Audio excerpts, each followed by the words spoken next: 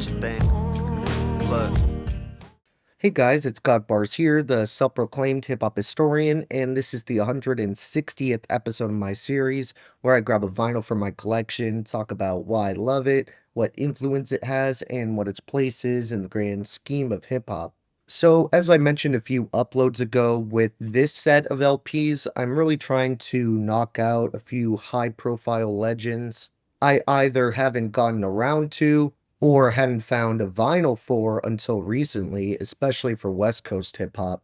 And if there's one name absolutely essential to the development of West Coast G Funk and its rise of popularity on both the rapper and producer side, it's Warren G. Coincidentally enough, Warren is actually stepbrothers with another double threat who was just as big a part of pioneering this subgenre, Dr. Dre, which transpired when both were kids. It isn't like they became step siblings a decade ago or something. Warren was a big part of that lineup that included other legends of G-Funk that doubled as close friends and collaborators, with guys like Snoop Dogg, DJ Quick, Daz and Corrupt of the Dog Pound, and of course the late great goat of hip hop hooks, Nate Dogg.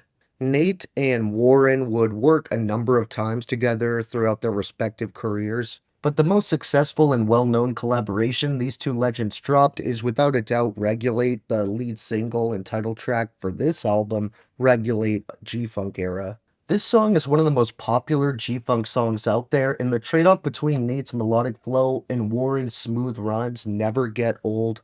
I want to share the first part of this track where every 4 lines or so, Warren G and Nate Dogg are switching off, culminating in this one riveting story. It starts with Warren, where he sets the scene by rapping, "It was a clear black night, a clear white moon. Warren G was on the streets, trying to consume some skirts for the eve, so I can get some funk, rolling in my ride, chilling all alone." Then Nate Dogg joins in, giving us his side of how the night started with "Just hit the east side of the LBC on a mission trying to find Mr. Warren G. Seeing a car full of girls, ain't no need to tweak. All you skirts know what's up with 213." Then it switches back to Warren as he gives us, "So I hooks a left on 21 and Lewis, some brothers shooting dice, so I said let's do this. I jumped out the ride and said what's up, some brothers pulled some gats, so I said I'm stuck." We then pan back to Nate with, "Since these girls peeping me, I'ma glide and swerve, these hookers looking so hard,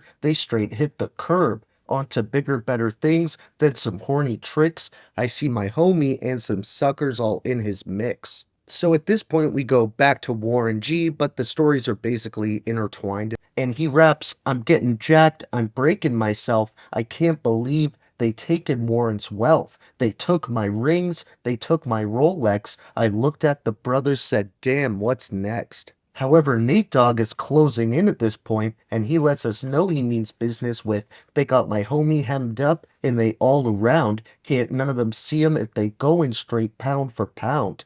They want to come up real quick before they start to clown. I best pull out my strap and lay them busters down." Warren emphasizes the danger he's in, reflecting his hopeless mental state through the lines, "They got guns to my head. I think I'm going down. I can't believe it's happening in my own town. If I had wings, I would fly. Let me contemplate. I glance in the cut and I see my homie Nate." Then Nate Dogg comes back with what's got to be one of the coldest set of lines ever to me. And the late legend could not possibly sound more gangsta when he delivers 16 in the clip and 1 in the hole. Nate Dogg is about to make some bodies turn cold. Now they drop in and yelling it's a tad bit late. Nate Dogg and Warren G had to regulate. This song actually originated as the first single of the soundtrack for the classic movie Above the Rim, which smartly saw the two playing off the success they garnered from that placement, as well as their roles in Snoop's massive hit Doggy Style the year before, especially their appearances on the song Ain't No Fun Unless the Homies Have None. All those promising displays of talent and ingenuity resulted in many eyes and ears being on his solo debut here, which he capitalized on by hitting it out of the park with a genre-defining landmark. Warren's smooth voice and distinctive style of rapping makes him a perfect collaborator for other MCs to work with, my favorite being when he showed up on the legendary Slick Rick joint Probably my favorite example being when he showed up for the classic Slick Rick joint behind bars on that LP of the same name.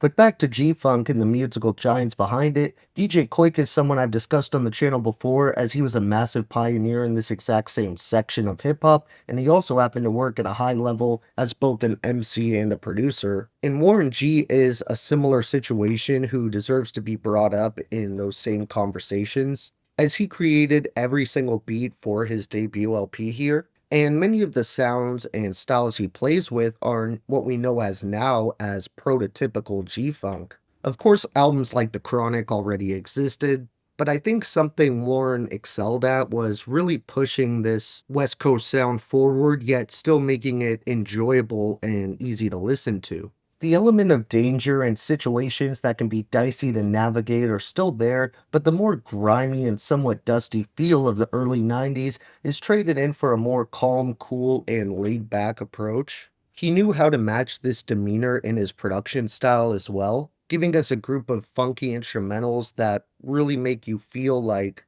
you're in the back seat of this journey through Long Beach and Compton. While there's literally nothing to offer in terms of fellow producers, that really isn't a negative. If anything, it just makes it that much more apparent how Regulate G-Funk Era is fully Warren G's vision, which is super commendable to me and probably why it sounds so distinct and consistent. He has his longtime friend Nate Dogg as a feature on a couple of the tracks here, but there's a handful of other guest appearances from local personalities, including B-Tip, Ricky Harris, the Twins, Waniac, Lady Levi, OGLB, The Dove Shack, Mr. Malik, Jaw Skills, Bo Rock, and G-Child. When it comes down to my overall three favorite songs on here, I'd have to go with Regulate, So Many Ways, and This Is the Shack. For honorable mentions that didn't quite make the cut, those would be Do You See,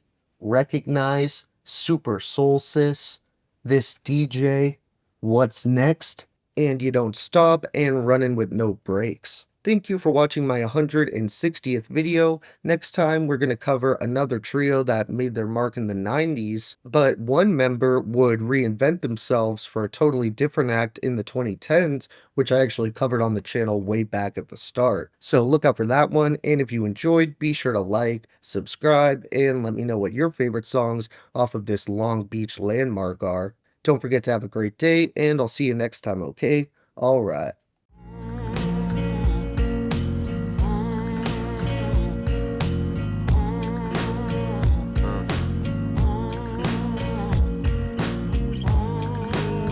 Who would do such a thing?